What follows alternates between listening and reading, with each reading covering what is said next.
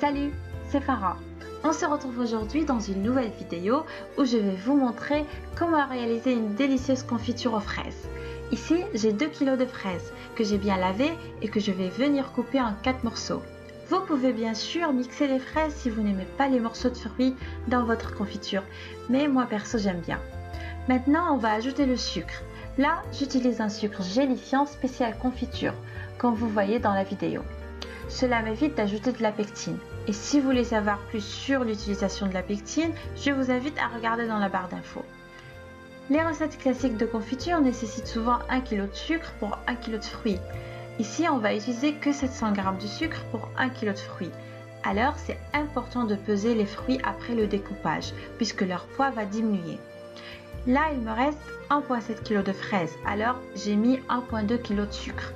On va verser le sucre, le jus d'un citron et puis on va très bien mélanger, couvrir et laisser macérer toute la nuit à température ambiante. Le lendemain, on va voir que les fraises ont libéré leur jus et qu'on a un beau mélange sucre-fraise qu'on va venir verser dans une grande casserole. Bien évidemment, j'utilise une bassine à confiture, mais j'ai vu plein de recettes qui utilisent une simple cocotte ou une casserole Tefal. Vous pouvez essayer ça, ça va marcher, je vous l'assure.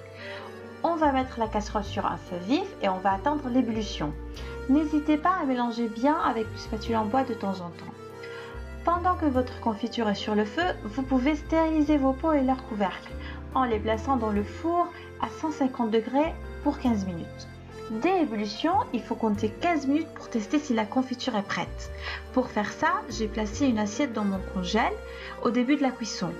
Et là, elle est très bien froide et elle est prête à tester ma confiture. Je vais prendre un peu de confiture et la mettre sur l'assiette.